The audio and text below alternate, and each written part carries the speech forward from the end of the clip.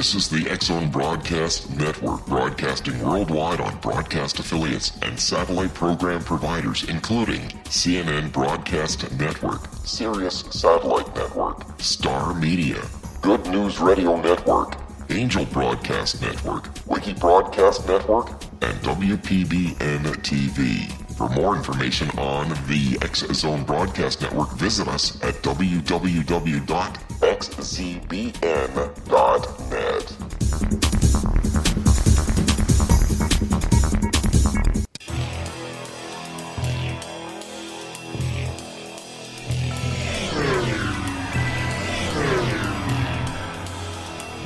This is A Different Perspective with Kevin Randle. A retired U.S. Lieutenant Colonel, Kevin Randle has been studying UFOs for nearly 50 years. Kevin has investigated some of the most famous UFO cases in the world and has been consulted for dozens of documentaries about UFOs. Considered one of the leading experts into the Roswell UFO crash of 1947, Kevin has written more than 25 books about UFOs, including the recently published Roswell in the 21st Century. Now, here is the host of A Different Perspective, Kevin Randle.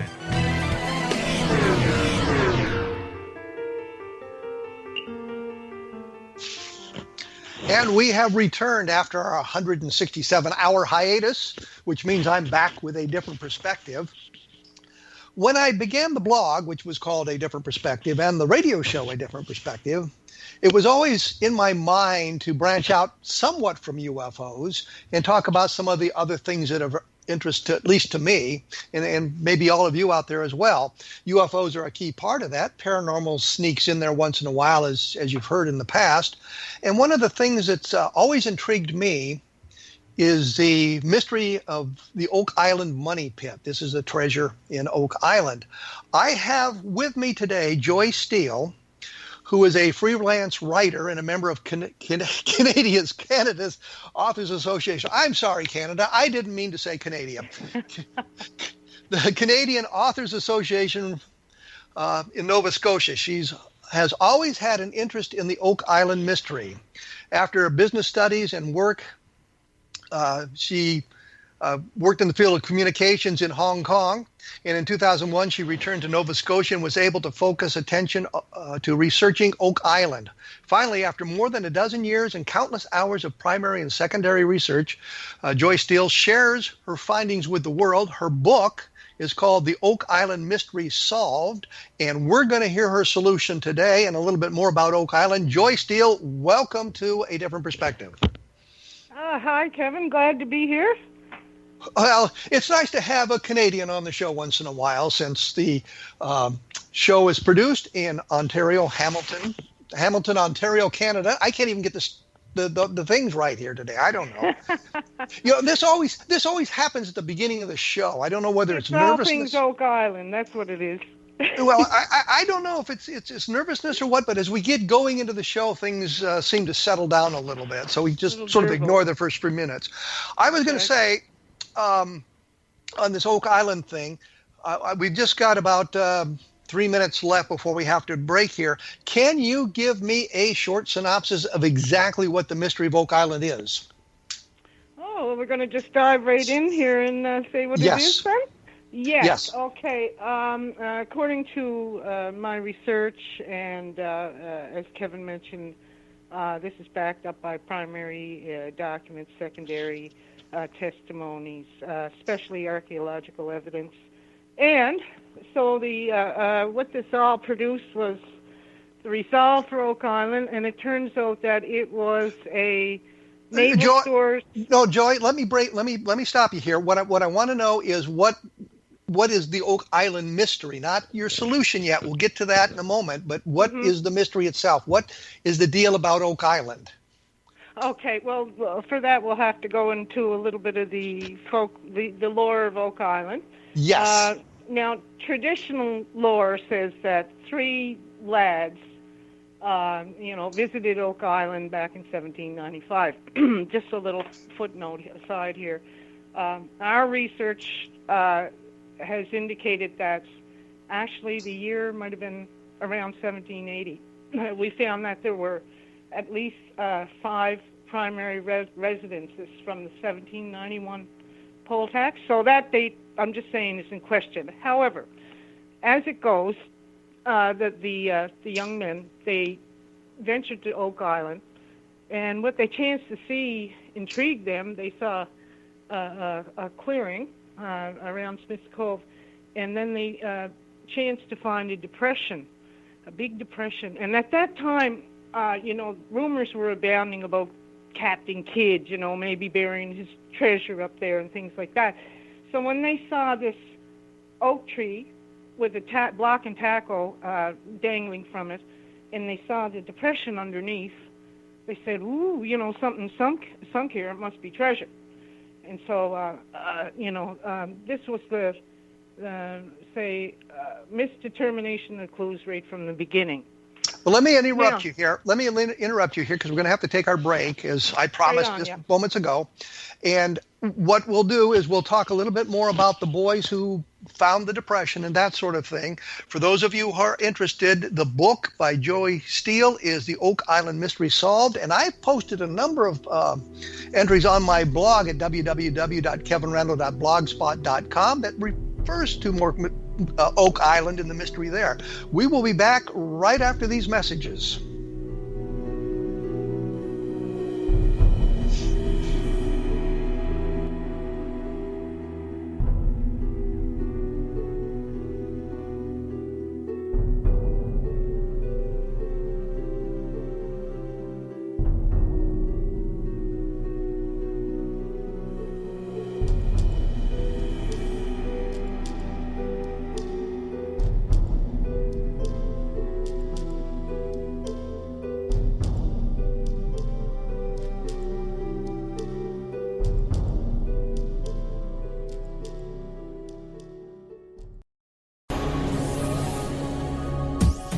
This is the X-Zone Broadcast Network, broadcasting worldwide on broadcast affiliates and satellite program providers, including CNN Broadcast Network, Sirius Satellite Network, Star Media, Good News Radio Network, Angel Broadcast Network, Wiki Broadcast Network, and WPBN TV. For more information on the X-Zone Broadcast Network, visit us at www.xzbn.net.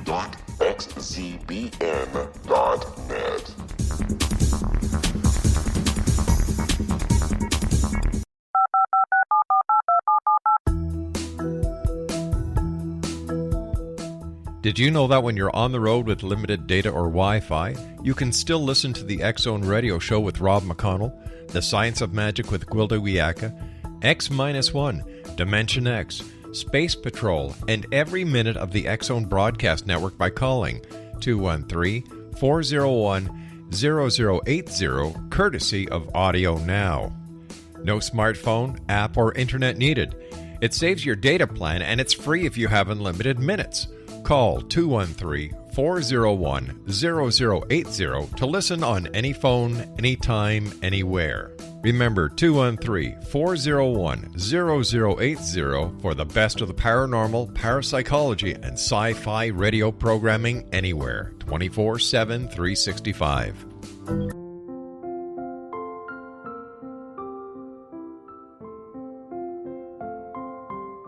I am Dr. Carl O'Helvey, founder, president of a new cancer foundation focusing on evidence-based physical, mental, and spiritual interventions, including natural cancer cures, prayer, meditation, affirmations, nutrition, and other related holistic cancer prevention and cure modalities. These are used in cancer education, research, and financing care. I ask for your help to continue this important work by donating at www.holisticcancerfoundation.com.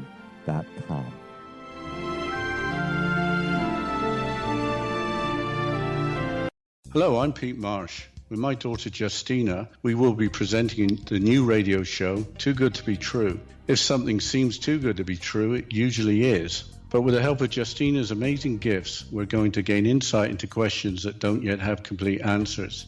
Have you wondered who built Stonehenge and for what reason? Why are crop circles found in the same region as Stonehenge and elsewhere? Are crop circles a hoax, or are they created with technologies that we have little knowledge of? Who built the pyramids in Egypt and also in other countries? How and why were they built? Was the Titanic switched with the Britannic as part of a gigantic insurance fraud, or for more insidious reasons? What caused the Tunguska event when trees were flattened over an 800 square mile area in Siberia? Will the new insights be too good to be true? Well, that will depend on what you are prepared to believe. Please join us as we start on this journey together. For more information on Too Good to Be True, visit www.xzbn.net. Little children aren't the only ones afraid of the dark. Millions of soldiers return from war zones with PTSD, anger, frustration, fear, and loneliness, much of which surfaces during the darkness of the night. You have the chance to change the lives of these American heroes. Songs and Stories for Soldiers.us provides free MP3 players for these men and women. With a list of 3 million songs in 16 different styles, 100,000 audiobooks, and 30,000 old-time radio programs, every veteran can find something to soothe and comfort them at no cost. All our players contain an 8-hour audio program designed to help veterans fall asleep. With 1,500 plus vets now participating, it's our goal to deliver 10,000 audio players this year. Go to our website at songsandstoriesforsoldiers.us. Help us help a veteran make it through the night.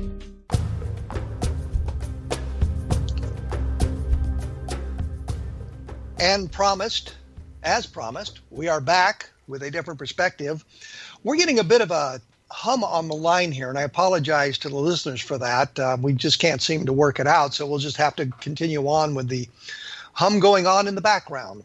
When we left Joy Steele, we were talking about the discovery of the money pit on Oak Island, and I wanted to make one point clear. Oak Island is not all that far from the mainland of Canada, and there was talk during the 18th century of lights of some kind seen on the island, which might have given rise to this idea that pirates had been there burying treasure.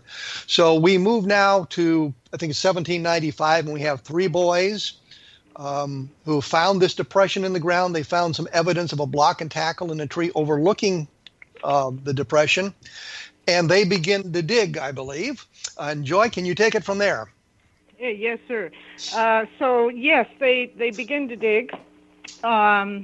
Daniel McGinnis finds the money pit, we said, around 1780, we think, along with friends John Smith and Anthony Vaughan. They dig to around 30 feet and then temporarily give up.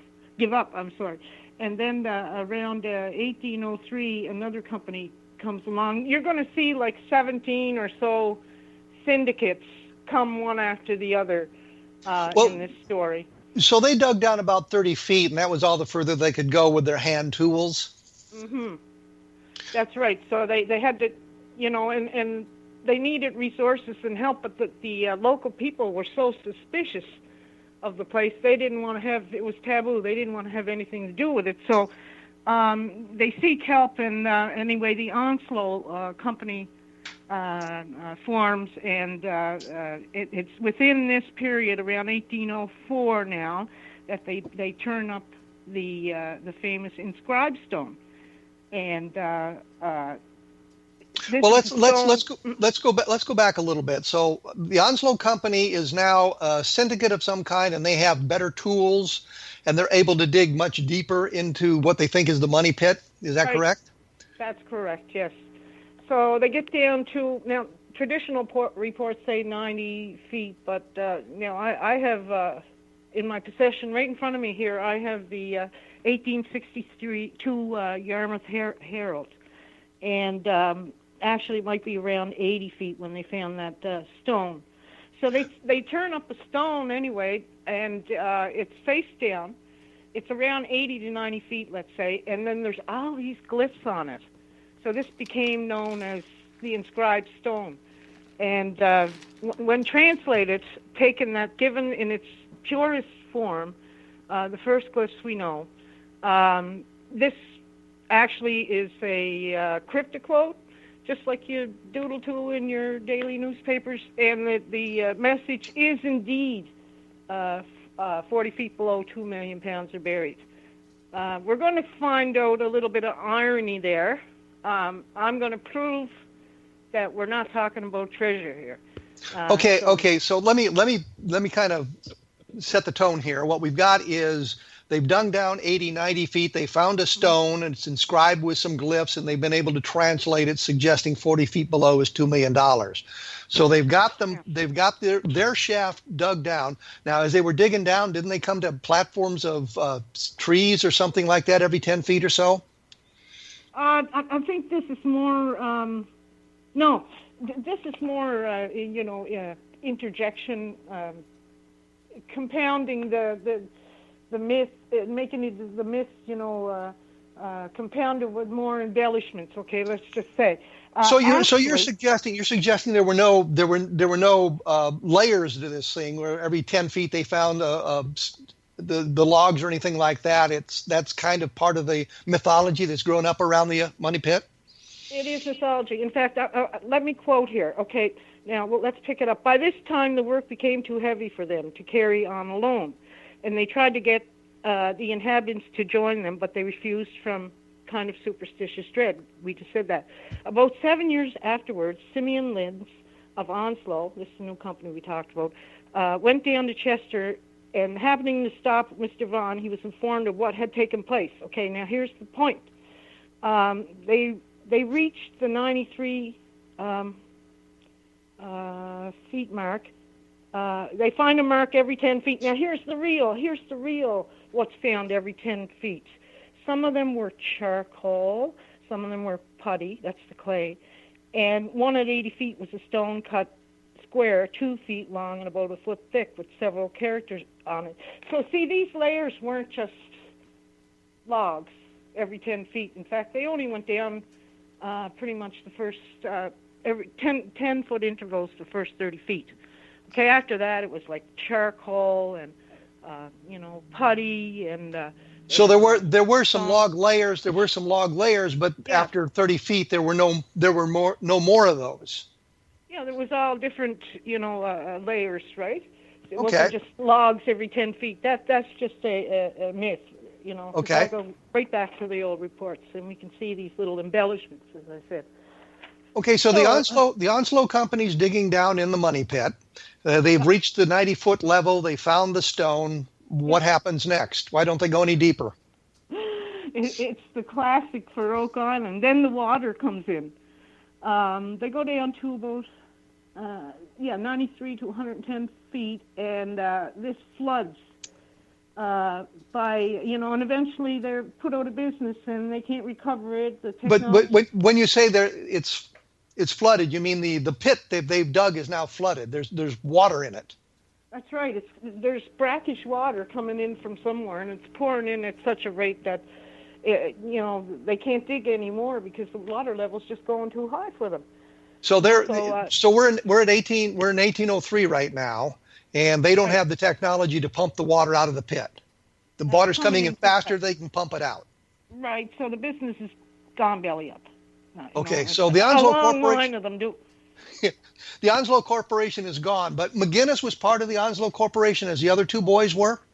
Yes, yeah. Okay. They had an interest there. But anyway, that ended, and the next enterprise picked up in 1849, the Turtle Company. They go on to find some more clues. They get a couple of casts. They speculate that it's loose metal inside, but again, this is just a speculation. We can show you what it really is. And they recover 3 gold chain links. However, there's lots of convincing, evidence that they might have been salting the pit to raise money for treasure shares. By salting, I mean somebody could have tossed that in there, right? So you're suggesting that the 3 gold links that we hear so much about when we talk about the money pit may have been placed in there for them to find, so they can say, look, we found a little bit of gold here. It's suggestive of a treasure. We've got to have more money so we can get down to where the real treasure is. Sure. I mean, I never even really mentioned it in the book, because how can you prove the posterity on something like that, So, they were attempting to sell shares at the time. So, I mean, this has to be considered, right? So, I don't really put a lot of faith in that particular clue right there. So, but they still have the problem with the water coming into the pit. They haven't been able to solve that. Mm-hmm. That's right. This continues to dog pretty much every enterprise that comes afterwards too. Well, let me break in right here, because there's one question that I think the Louganis brothers have kind of shown us, or at least on their program. There was a guy named Stephen Ball, wasn't there, who owned part of Oak Island at one time, and he may have been with the boys, or may have been one of the boys who found the money pit originally. Has your research shown anything about him? Oh yeah, I think we just had a little bombshell moment on one of our forums the other night about this. It was Samuel Ball. Samuel Ball, sorry. He was a freed black slave, a loyalist. He came up to Nova Scotia when the Loyalists were leaving America. And by loyalists, you mean the people who were supporting the English during the American Revolution. Right, and so he was loyal to England, and he went to Canada. Mm-hmm. And so there is some suspicion about him. He was a black freed slave, and pretty soon, he was buying up lots on Oak Island. What was a slave doing with all this money? So, these speculations again, maybe he found the treasure or whatever. I do a little research there. Samuel Ball was a cabbage farmer, okay? And what was the local population of the time? It was all settled by Germans and Dutch people, okay? And I found it recorded the other night that the product they were making since they arrived, and this is really popular with German people, is the sauerkraut, you see? So here was what we found out, what we think we know now, is Samuel Ball was making a successful money on a cash crop. That was cabbage. He was a cabbage farmer. This was sold all over the local area and used by the inhabitants, and it was also for victualling the ships with. So he's a successful farmer. He's making money off his farm. So the source of his money may have been his cash crop as opposed to finding the treasure. Absolutely. See, I mean, this is where the speculations go off wild, aren't they? And everything goes off the rails, But if we look and we dig and we actually go into the history of the place, things can be explained, in another way, in a more logical fashion. So the idea that Samuel Ball was a member of the trio that found the original pit probably is untrue. Oh, absolutely. I mean, he was at a much later time anyway. No, it was three local lads, actually, much older than they said, John Smith, Anthony Vaughan, and Daniel McGinnis, of course. Daniel McGinnis. We've gotten to 1849. We have the Truro Company trying to get to the treasure. They're unable to, pump out the pit. The water has defeated them, and they go broke. They go belly up too, one after the other.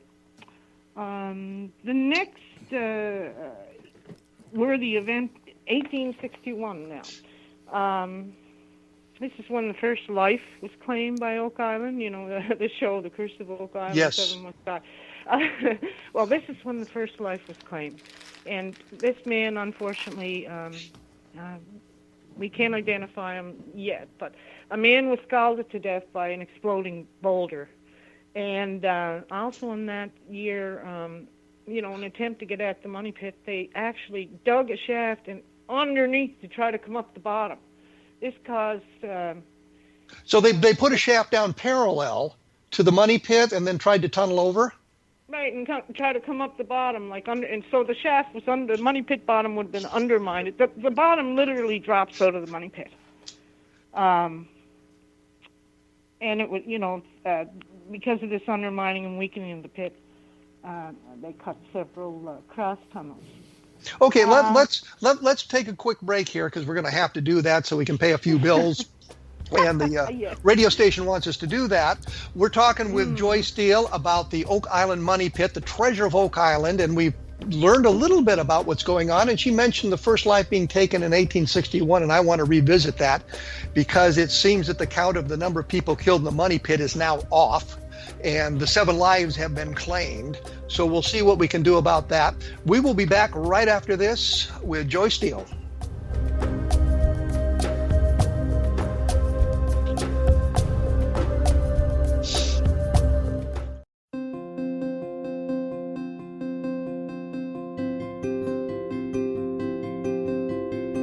Dreams are our personal gateways into infinite wisdom. Don't miss shamanic counselor and indigenously trained dream decoder Sandra Corcoran's inspiring book, Shamanic Awakening Between the Dark and the Daylight.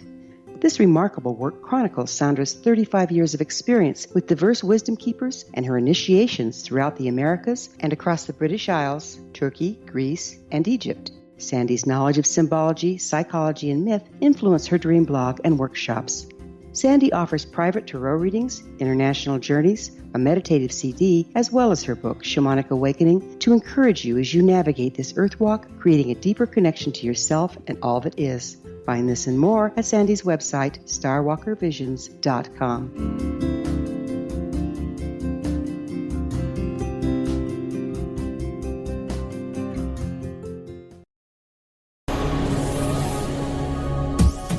This is the X-Zone Broadcast Network, broadcasting worldwide on broadcast affiliates and satellite program providers, including CNN Broadcast Network, Sirius Satellite Network, Star Media, Good News Radio Network, Angel Broadcast Network, Wiki Broadcast Network, and WPBN TV. For more information on the X-Zone Broadcast Network, visit us at www.xzbn.net.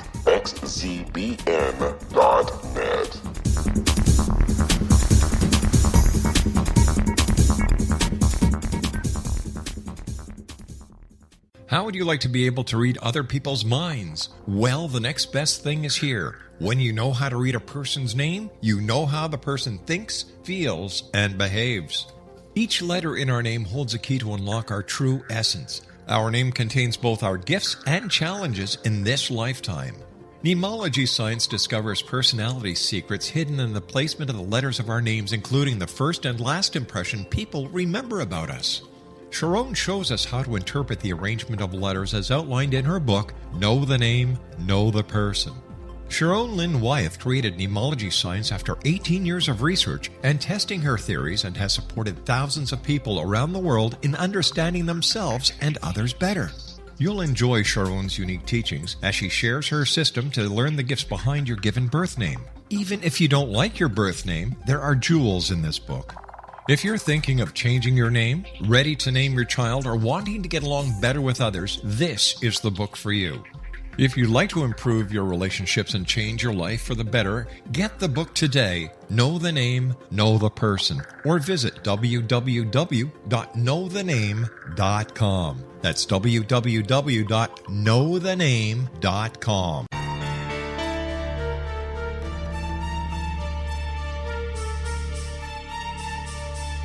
Hello, I'm Justina Marsh, and with my dad Pete, we are going to present a new show called Too Good to Be True. Together, we are aiming to discover more truths about this world and beyond. Do you have unanswered questions about the world? Do you ever wonder about aliens, conspiracy theories, or the universe? There are many shows discussing subjects such as pyramids or UFOs, but we want to relay this information based on our own research, including from spiritual means. Hopefully, listeners will be helped with their own beliefs and will appreciate the psychic insights that add to the previous research and information. We both look forward to sharing this insight and beginning this journey with our listeners. Visit xzbn.net for more information about when to listen.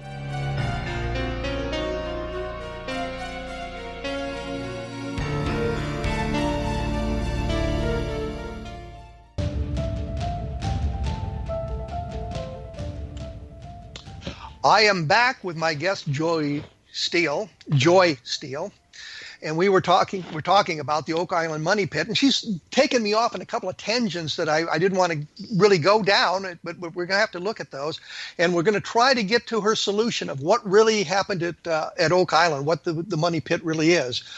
I believe in the program, the Curse of Oak Island, they talk about 6 people having died, and it seems to me that the first one that they have on their list died in like 1897. And you said the first person was killed in 1861. Have I got the numbers wrong? Well, the second person lost their life in 1897. The first one was 1861. In 1897, this was Maynard Kaiser. He fell to his death while he was being pulled out of the pit. Yeah. During the William Chappell expedition. Okay, so the 1861 attempt to penetrate the money pit, they dug a parallel shaft down there. They tried to come up below it. They screwed the whole deal up, and you say the bottom fell out of the money pit. That's correct. I mean, that wasn't what killed this gentleman. It was because the boiler exploded on the surface, But that's right. That's right up to now. So they're obviously their attempt failed as well. Yeah, it's one after the other. Failure. That money pit is a good name, actually. Yes, because people keep throwing money into the pit trying to get to the treasure. Exactly, and they never got anything out. Not a dime, right? So we've come to 1861. They've attempted to make another assault on the money pit. They failed on that. They've kind of now dug up all the area around the money pit, so that confusion will come about later, where exactly was the original money pit. When was the next assault on the money pit? Well, now then came the Fred Blair years, around 1893. This would be the Oak Island Treasure Company, and the cave-in pit is investigated on this venture. Then, 1897, William Chappell comes into the picture there with Blair, and he's the foreman and driller. I already said the second life, Maynard Kaiser fell to his death at this time. But there's very significant finds coming after this, and for one thing, Chappell drills into what he says is a cement vault. And he encountered, and within this was a piece of scrap of parchment was found, penned with India ink on sheepskin. So it was a clue of probable posterity, that one was. But all he had was this little half-inch or so across scrap of paper. So something was written, some document was there, and this was also believed by. But was this vault he drilled into? Was it sealed so that the water hadn't flowed into it? Well, this is another significant clue. And when I go for the reveal here, this is actually another part of the process I'm going to tell you was going on in antiquity and obsolete technology. Well, let's jump ahead because we're going to run out of time if I'm not careful on managing my time here. So we've had any number of attempts to get to the treasure. Franklin Roosevelt was involved in one of the attempts. I think John Wayne was involved in giving money to him and trying to get to the money pit. We move into the 1950s, I think it is, and there's a family that's now living on Oak Island, and they're trying to get to the money. To find the treasure as well. Is it the Restons, I think? Restalls, yes. Restalls, yes. Yeah, this would be in the throughout the early 60s and up until 1965. And on this sad day, 4 more people died on Oak Island one day in August of 1965. And the reason was probably carbon monoxide had flooded into one of the ditches or pits where they were working, and they were overcome by the fumes. Is that correct? That's what they speculated. Here we go with the speculation again. I actually sat down there just a few years with the son of Ed White, the hero that went in that pit, and we sat down and I got the closest story and the best rendition you're ever going to get. We figure Well, Ed, we think it was a toxic cocktail of other gases. For example, they had a strong smell of rotten eggs on their clothing, and that's indicative of H2S gas, hydrogen sulfide gas. Okay.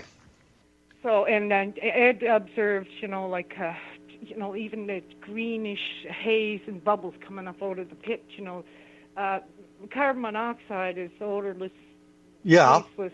You can't see it, but it could be that this was one of the culprits, H2S gas. It could have been mixed with some carbon monoxide. They had machinery there chugging away on the surface. The point is, gas seeped into the pit, and it took 4 lives. That's right. It was the culprit. Okay. Yeah. All right. So nobody's been able to get down to the money, and we know the Leganis, watching the Curse of Oak Island, has not been able to defeat the alleged booby traps as well. Now, because we're going to run out of time here, you've spent quite a bit of time researching this there. You live in Nova Scotia, so you're right there. You can do the research. You can talk to some of the relatives of people who were involved, especially those who were involved. Yeah. And you've gotten the best information. So what is your theory about what the money pit is? Let's see if we can bring all that together in the time we have left. Okay, here it is. What went on at on Oak Island, Nova Scotia in the year 1720 was a project by the British government, and they had something that people mostly never heard of, and this will explain a lot. Why did this go on? Why can't people solve it or whatever? Because it was an obsolete technology but at the time was absolutely crucial, and that is naval stores. Okay, most people never heard of that. What's a naval store? Naval stores is basically anything to do with ships, okay? That would be, even a mast was a naval store, okay? Spars, knees, pitch, tar, hemp for making rope, flax for sails. Okay, that's what naval stores was. It was all those things under the umbrella. And what I found out was I have documents, like I said, archaeology. It exactly matches the technology of your classic earth kiln, which is the way they made tar, pine from pine, back in those days.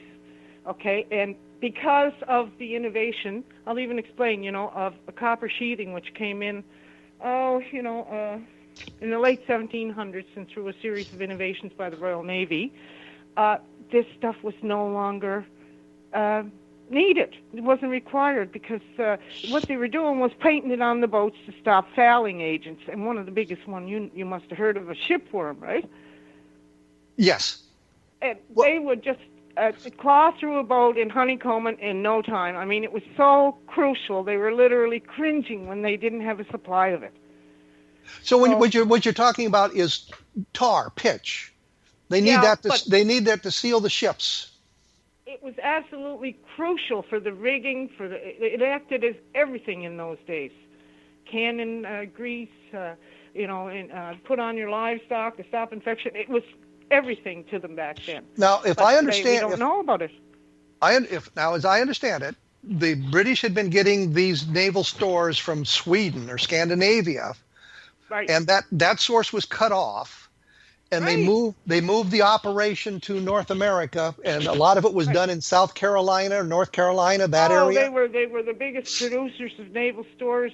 The Scandinavians were the kings of it at that time. But here's the perfect sense. Here's what happened.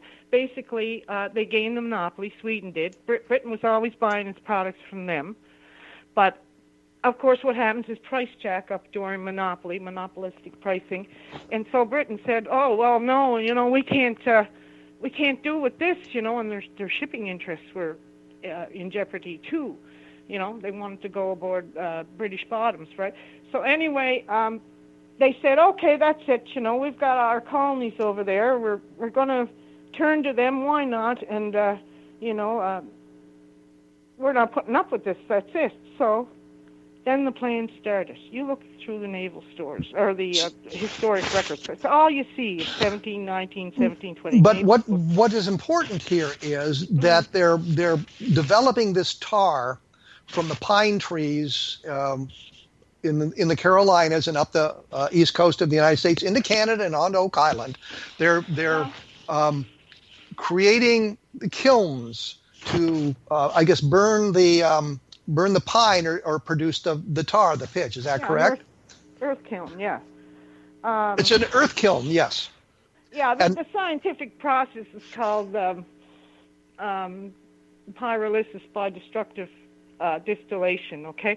What you're doing is you're taking a bunch of, pine, right? You're sealing it in the kiln, and you're sweating out the resin. The rosin, it looks like burnish, and then, it comes out black after a while. That's the tar. This is all rich resin, and it would flow from under the kiln. And where did it go? Into a concrete vault. Now you know what Chapel's Vault is there. If we examine... What you're saying is we've got an underground kiln. We build a kiln in the ground, an earthen kiln. We sweat the pine tar, goes into this vault, but it's sort of done underground. So you've got a pit where you're doing all of this. That's right, and there's a pipe that leads off from the bottom. It just looks like a cone, okay, dug down in the ground. All these pine billets of a particular size, and I mean, this was even recovered. I found at the museum one of those billets. It had to be a perfect size, had to be pine. That was found, all smoky and cracked, yes. That was found by Dunfield. We have lots of evidence and, an exact match on the archaeology. There's so much to go through, but I'll just keep telling you the evidence that I can, There's so much to go through. But you've talked to archaeologists in, I guess, the Carolinas who have drawn these pits, so you can see what they look like, and they're of a size that would match what the boys found back in 1795. Oh, exactly. Here's another kicker. Remember the flagstones? Do you remember the... Yes. 2 feet down they found flagstones. Yes. Flagstones on top. Okay. A typical earth kiln, it never changes. They always have the saucer-shaped, donut-shaped depression. There's always charcoal just below the surface, and they use these flagstones. You know why? Because I got a picture of it even. From antiquity. They pound on them, and this creates a tighter seal in the kiln. Okay, all right. This has to be sealed, or it will, there's actually reports here, they blow up. It has to be, it's a controlled process. So we've got a depression in the ground. We've got the flagstones that keep going. We've got the vault down below, the charcoal vault. So this is an earthen kiln. We're going to have to take our last break here in just a few moments. I'll have more information about this, or have more information about this at www.kevinrandle.blogspot.com with a listing of things you can do. And the book is The Oak Island Mystery Solved by Joy Steele, which you can find at Amazon and that sort of thing if you want to read all of the information that leads her to this conclusion. And when we come back, we'll get a little bit more information about this and talk a little bit about pine trees in the area and that sort of thing. So stick around for the rest of the story.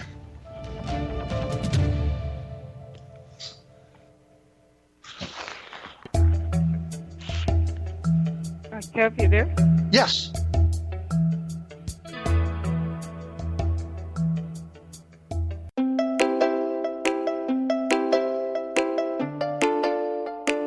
Are you curious? Do you want to learn more about how the world works and have fun at the same time? Study coincidences with me, Dr. Bernie Beitman, MD, on my Connecting with Coincidence radio show here on the XZBN network. Listen to Jungians theorize, statisticians randomize, true believers evangelize, while I categorize. I dance to the rhythm of coincidences. People who experience me see more of them. Maybe something on the show matches a thought in your mind. Let us know. Expand your mind to the weirdness happening around you.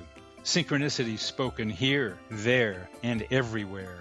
For more information, put Connecting with Coincidence in your search engine and find my website, my social media sites, and my blog.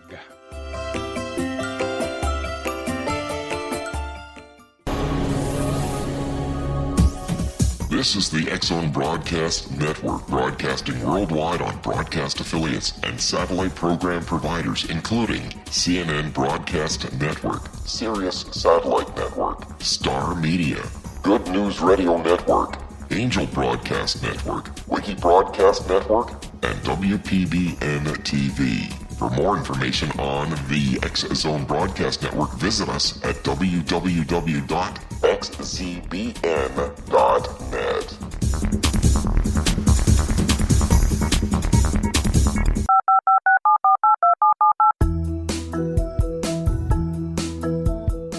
Did you know that when you're on the road with limited data or Wi-Fi, you can still listen to the X-Zone Radio Show with Rob McConnell, The Science of Magic with Gwilda Wiyaka, X-1, Dimension X, Space Patrol, and every minute of the X-Zone Broadcast Network by calling 213-401-0080, courtesy of Audio Now.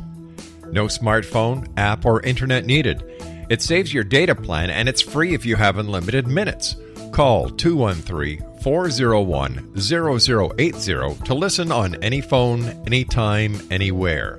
Remember 213-401-0080 for the best of the paranormal, parapsychology, and sci-fi radio programming anywhere, 24/7, 365.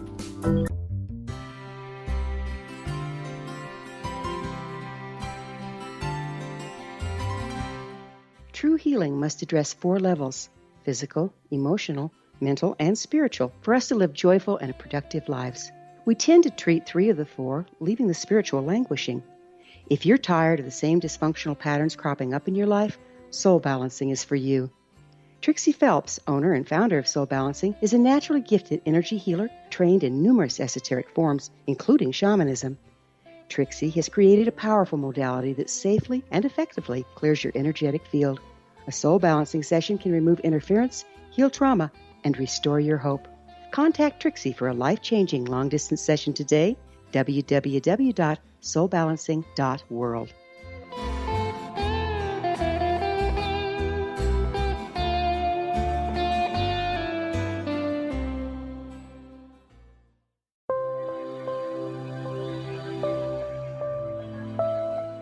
There's a legend shared by many indigenous cultures of a time when the nations were cast to the 4 corners of the world. Each nation was given a body of sacred knowledge that held a different portion of the truth to preserve. True reality could not be known until all the nations reunited, combining the information. If a single one was missing, the world could not be reborn and darkness would prevail. The Science of Magic Radio is dedicated to reuniting the sacred knowledge. With the understanding, none of us has all the answers, but together we can open new perceptions and possibilities. Through our combined vision, the world can be reborn into a place where darkness no longer prevails. Join me, Gwilda Wiyaka, and the Science of Magic daily on the X-Zone Broadcast Network, xzbn.net, or visit us at thescienceofmagic.net. I did not lie to you. We are back.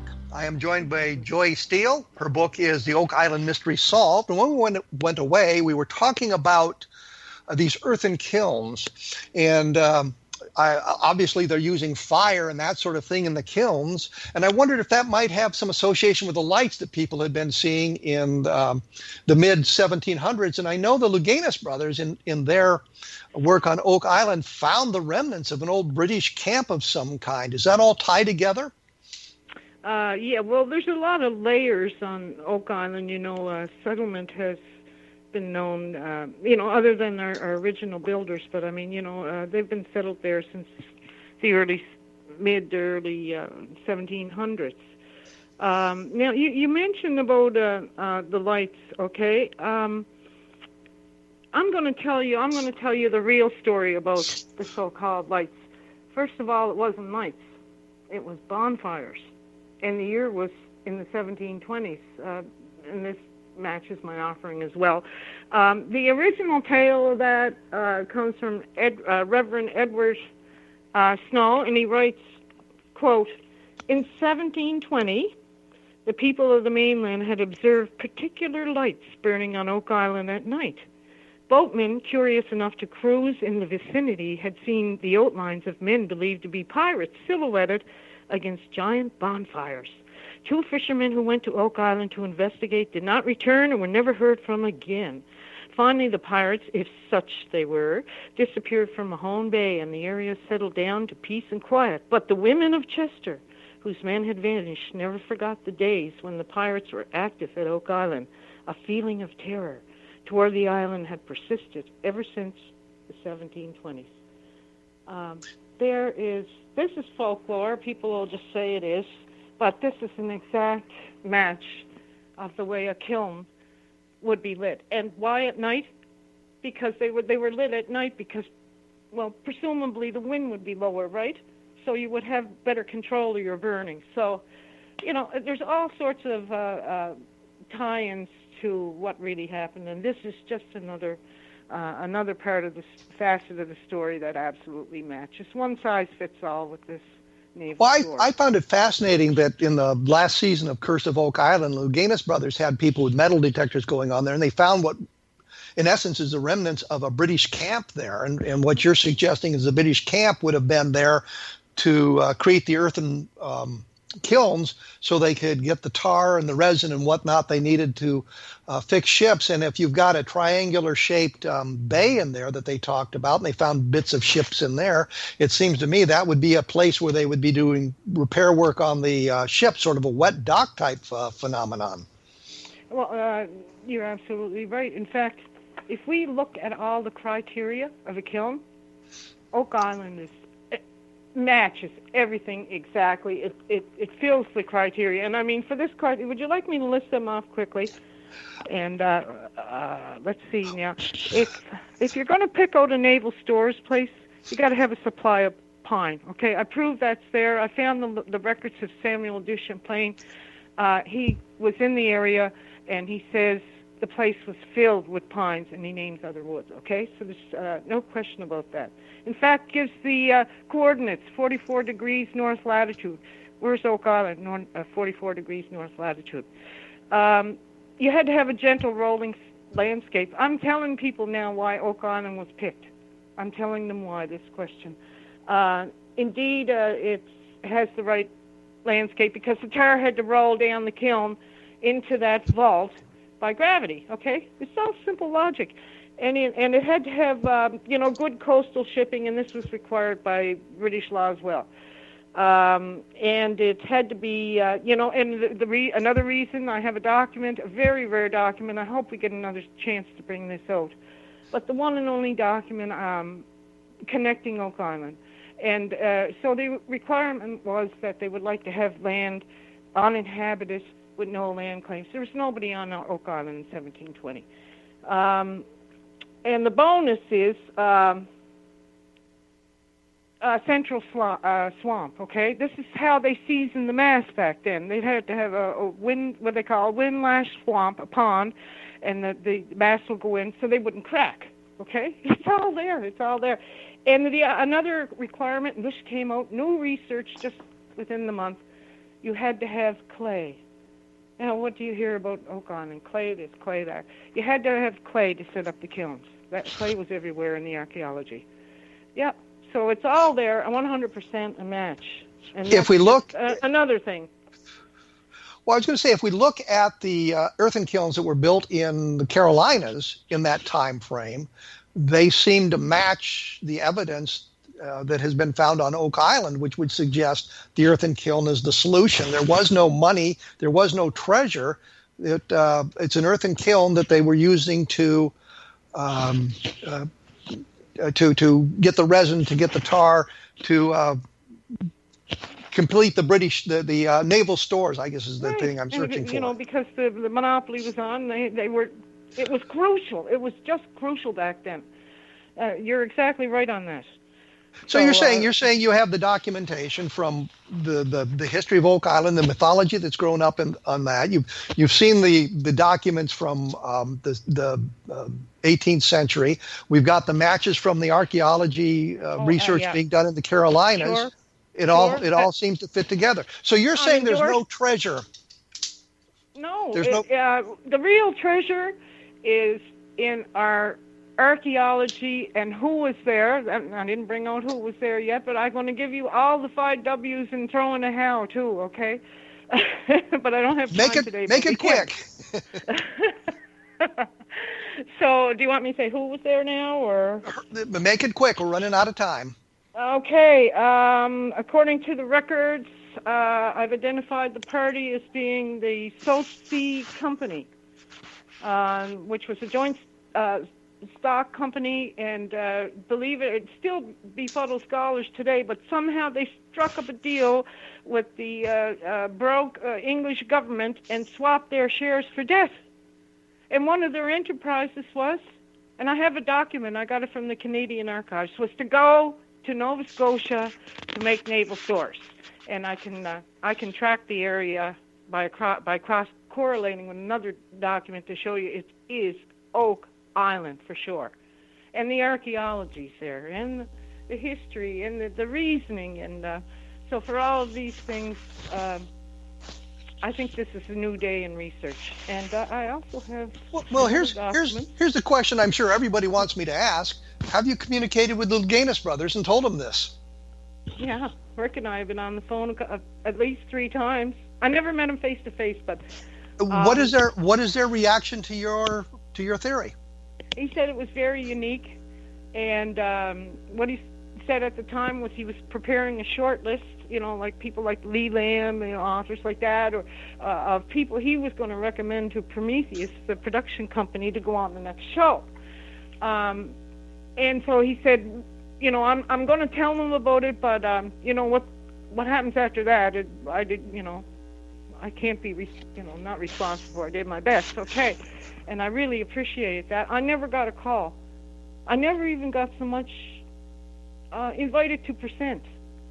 But I think, if you look at it, they're making a TV show. Not the little Gaines brothers, but Prometheus is making a television show, and they're not going to want somebody showing up and say, "That's an earthen kiln. There's no money to be found." Yeah, exactly. Yeah, no. Exactly. Well, some people value the money. I value the truth. Okay, and I'm here to be very transparent and bring this all out. And clearly the show is very popular. So I think anything that suggests that there might be an alternative explanation that fits all the facts is not going to be something welcomed by Prometheus. Although the Gaines brothers would probably be happy to have a solution. Yeah, well, I mean, that's what they say, and Rick, he seemed very eager to get this to the bottom of it, and he did find it unique, but it is, non-treasure based offering. I'm not even going to say theory anymore. I'm sorry, I just got too much to say what this is. We never even covered a lot of the proof here in. Well, I know we don't have time. I'm going to link to some of this on my blog so that we can get more information out to the public about this, and they can look at some of the things that I've seen, such as the archaeological research that was done in the Carolinas about the earthen kilns and that sort of thing. Joy Steele, thank you so much for joining me here on A Different Perspective. Your book is The Oak Island Mystery Solved. You can find it on Amazon and take a look at it from that point of view. And run with it from there. And if you want more information, go to www.kevinrandle.blogspot.com and take a look at some of the things I've done about Oak Island over the last several years since the program Curse of Oak Island has been broadcast. Because I found the whole thing fascinating myself, and I was always hoping for a treasure, but I noticed that there was an awful lot of things that seemed to go wrong, and there just wasn't a whole lot of evidence that took us in that direction. Oh, there is now, though. Of a treasure, took us in the direction of a treasure. So okay, but we do have solid evidence now. This is very hot, very new of what I'm saying was there. Yes. It's been on covers, and it's coming out to the public now. It was on one of the episodes even. If you look at the later episodes, Joy, I'm out of time. I've got to run. I'm sorry. We'll have to take this up another time. I appreciate you taking time to share the evidence as you found it here, and I think that you're probably on the right track, much to the chagrin of everybody else. As I say, take a look at www.kevinrandle.blogspot.com. And for those of you who are interested in the Roswell case, because we're coming up on the anniversary, take a look at Roswell in the 21st Century. You can find it at Amazon as well.